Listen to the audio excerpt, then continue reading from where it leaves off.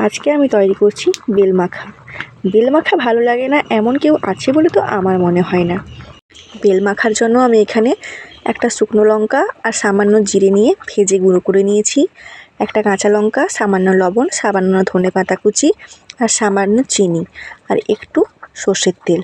আর বেলটাকে ভেঙে বেলের মধ্যেকার অংশটা নিয়ে এটাকে ভালো করে মেখে নিব। দিলেই আমাদের তৈরি হয়ে যাবে বেলের আচার। তো দেখো কতটা লোভনীয় হয়েছে। এটাকে তোমরা চামচ দিয়ে বা হাত দিয়ে খুব সুন্দরভাবে মাখিয়ে নেবে। আর ভালোভাবে কিন্তু মিশ্রণটা না মাখালে এটা কিন্তু ভালো হবে না। তো তারপরে এটাকে যদি একটু রোদে বসিয়ে দিতে পারো তাহলে তো কথাই নেই। আর যদি বসানোর সময় না থাকে তাতেও কোনো অসুবিধা নেই, তোমরা এইভাবেই এটাকে পরিবেশন করতে পারো। তো আমার কাছে একটা বেলের খোলার মধ্যে আমি এটাকে পরিবেশন করে নিচ্ছি। দেখো কতটা সুন্দর হয়েছে। আর তোমরা পারলে একটা লাইক সাবস্ক্রাইব করে দিও। টাটা।